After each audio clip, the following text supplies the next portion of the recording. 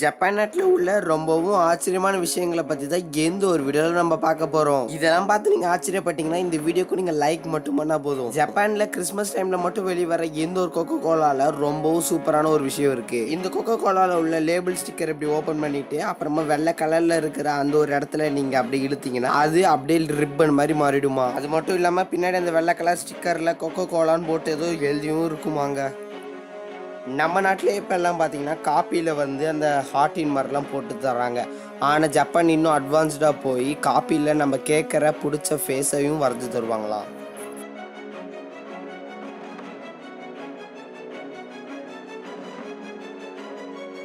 ஜப்பானில் இப்படி ஒரு டெக்னாலஜியான்ற மாதிரி ஒன்று இருக்குங்க.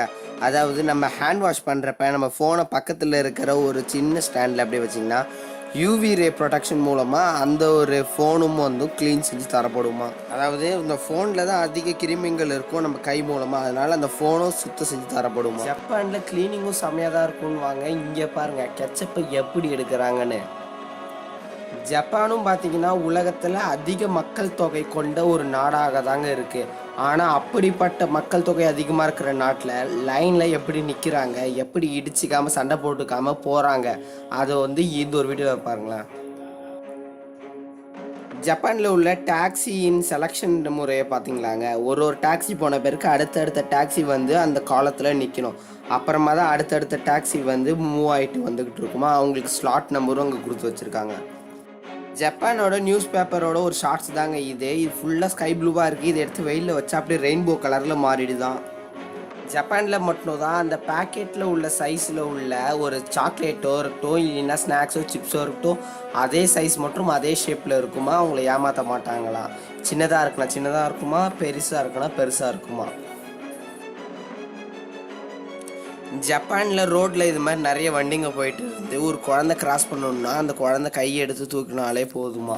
அந்த இடத்துல சிக்னல் இல்லைனாலும் பரவாயில்ல, அந்த இடத்துல அந்த குழந்தைக்காக வண்டியை நிறுத்துவாங்களாம். அப்புறம் அந்த குழந்தை அந்தாண்ட சைடில் போயிட்டு குனிஞ்சு மரியாதையும் சொல்லுமா. ஜப்பானில் உள்ள கால்வாய் தண்ணிகளில் பார்த்தீங்கன்னா எப்படி தாங்க இருக்குமா, நம்பவே முடியல. அதில் நிறைய இது மாதிரி அழகான மீன்கள் எல்லாமே நீந்திக்கிட்டு இருக்குமாங்க. ஏன்னா ஜப்பானில் உள்ள இந்த சைடில் ஓடுற கால்வாய் தண்ணி எல்லாமே ரொம்ப ஜப்பானில் உள்ள சில டிராஃபிக் போலீஸ்க்கு இந்த மாதிரி உள்ள ஏர் கண்டிஷனர்ஸ் ட்ரெஸ்ஸை கொடுத்துருப்பாங்களாம். ஏன்னா அவங்க வெயிலில் நிற்கிறப்ப அவங்களுக்கு ரொம்ப கசகசன்னு புழுக்கமாக இருக்கிற இந்த ஒரு நேரத்தில் இந்த ஒரு ட்ரெஸ்ஸை போட்டால் உள்ள குழுன்னு இருக்குமா. ஏன்னா அவ்வளோ பெரிய டிராஃபிக்கை கண்ட்ரோல் பண்ணுற இவங்க கூலாக இருந்தால் தானே டிராஃபிக்கையும் கூலாக கண்ட்ரோல் பண்ண முடியும்.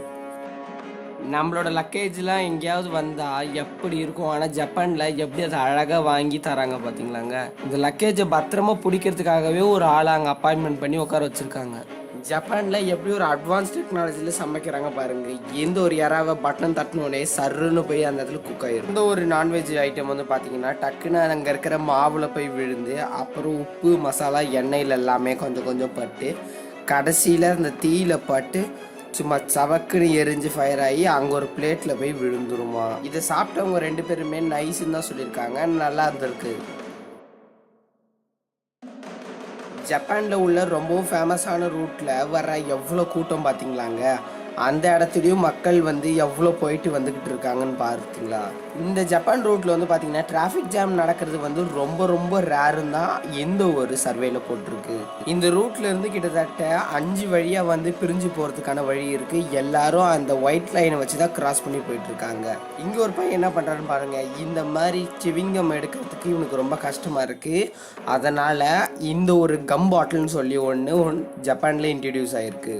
இந்த கம் பாட்டிலோட வேலை ஒன்றும் இல்லைங்க. ஒவ்வொரு சிவிங்கமாக எடுத்து வெளில அனுப்புறது. இதில் நீங்கள் டேப்லெட்ஸ் கூட போட்டு வச்சுக்கலாம். நீங்கள் ஒரு வாட்டி இதை தூக்கிட்டு இறக்கினா போதும், மேலே இது நிற்கும். இது மாதிரி நீங்கள் எத்தனை வாட்டி பண்ணுறீங்களோ அத்தனை இருக்கும். நீங்கள் அடிக்கடி ஃபில் பண்ணிக்கிட்டே இருக்கலாம்.